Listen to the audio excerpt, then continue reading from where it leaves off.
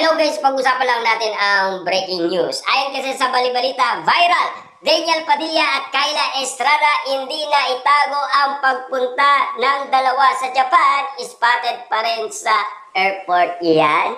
Hindi daw tulad ni Catherine Bernardo at Mayor Mark Alcala, walang nakitang bakas sa airport nung sila ay pumunta sa Thailand. Grabe nga naman kasi.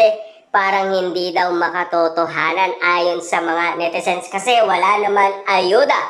Buti pa daw kay Daniel Padilla at Kyla Estrada kahit patago ay nakikita pa rin at hindi nila nakayang takasan ang lihim ng dalawa sa pagpunta sa Japan. Kaso nga lang, nauna kasi ang bali-balitang sa Japan, sina Daniel Padilla at Kyla Estrada na sila. Yan.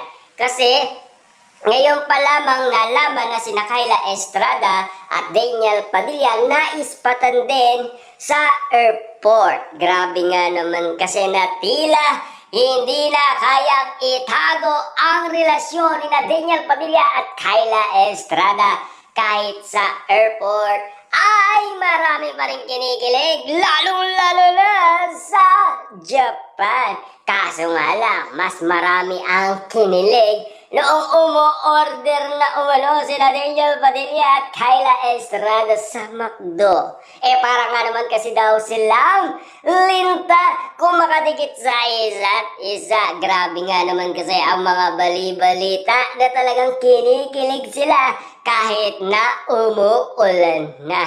Grabe nga naman kasi bumabaha ng kilig dahil sa mga komento ng iba't ibang mga netizens dahil kinikilig nga naman kasi sila. Grabe!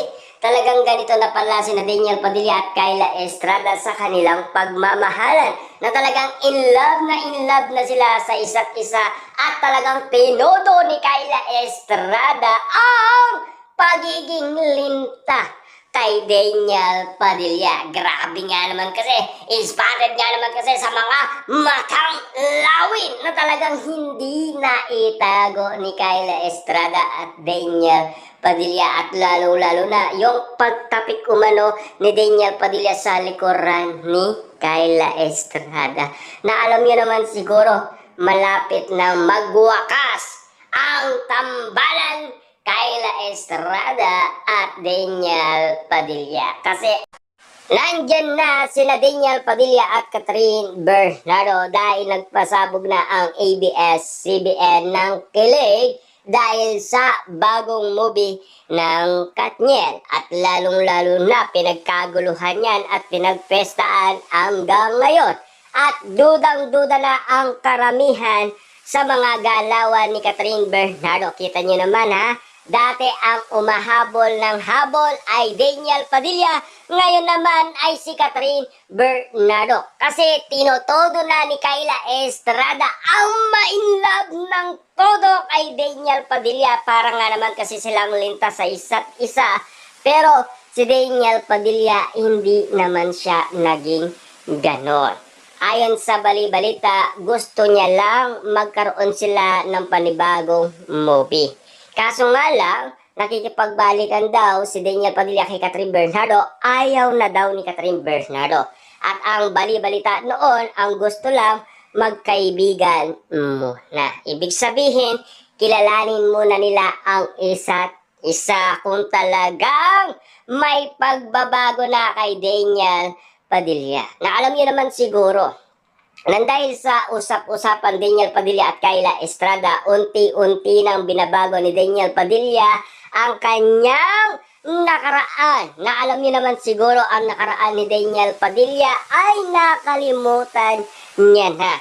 Dati kasi magastos siya pero ngayon, grabe, nag-iipon na si Daniel Padilla at nagbabalak ng magkaroon ng pamilya. At ang tanong ng karamihan, sino kaya?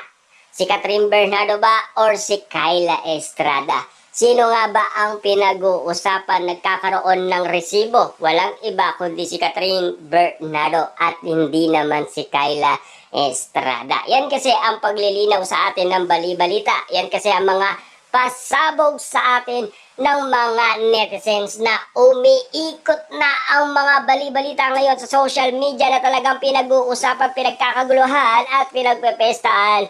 At lalong-lalo na kasi marami na ang kinikilig sa mga bali-balita at lalong-lalo na kasi ayaw talagang magpatalo ni Kyla Estrada sa isang Catherine Bernardo. Talagang in love na siya kay Daniel Padilla. Siyempre naman, ayaw niya nang bitawan pa si Daniel Padilla. Ibig sabihin, ayaw niya nang ibigay kay Catherine Bernardo. Pero hindi naman selfish si Kyla Estrada. Kasi alam niya naman siguro, sila ay open up sa isa't isa. Kung sakasakali man talagang magjowa sila. Diba? Na alam niyo naman siguro, matatakot si Kyla Estrada dahil may nakaraan sina Catherine Bernardo at Daniel Padilla. Na alam niyo naman siguro, natatakot din naman kasi noon si Catherine Bernardo dahil pinapartner umano si Daniel Padilla kay Sara Geronimo at tumanggi siya dahil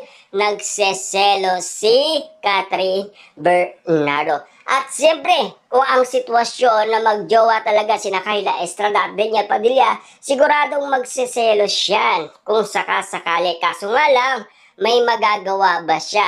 Kasi ang management ng ABS-CBN ang matagal-tagal nang napag-usapan ang nasabing project ng Katniel. Ngayon lang nila itutuloy ayon sa bali-balita para magkaroon ng closure na movie ang dalawa. Ika nga kasi ng mga Katniel fans, kahit na tambalan lang at wag na magkabalikan, okay pa rin sa mga Dilulu fans kahit na hindi na magkabalikan ang dalawa kasi may kanya-kanya ng love life. At least, naranasan naman ni Daniel Padilla at Kyla Estrada na magkaroon ng relasyon kahit papaano. Napag-usapan naman sa social media at lalong-lalo na Catherine Bernardo at Mayor Matt Alcala, napag-usapan din yan sa social media. At lalong-lalo na pinakilala ni Catherine Bernardo kay Mayor Matt Alcala ang social media kung papaano mapag-usapan ng karamihan. Hindi lang naman sa Pilipinas, maging sa ibang bansa, kumalat na ang relasyon ni Catherine Bernardo at Mayor Matt Alcala. At lalong-lalo na Daniel Padilla at Kyla Estrada na talagang umiinit na ang mga pasabog ng bali-balita na talagang kahit na bumabaha pa rin ng kilig. Ika nga kasi ng karamihan, baha ka lang. Pero ang idol namin, kinikilig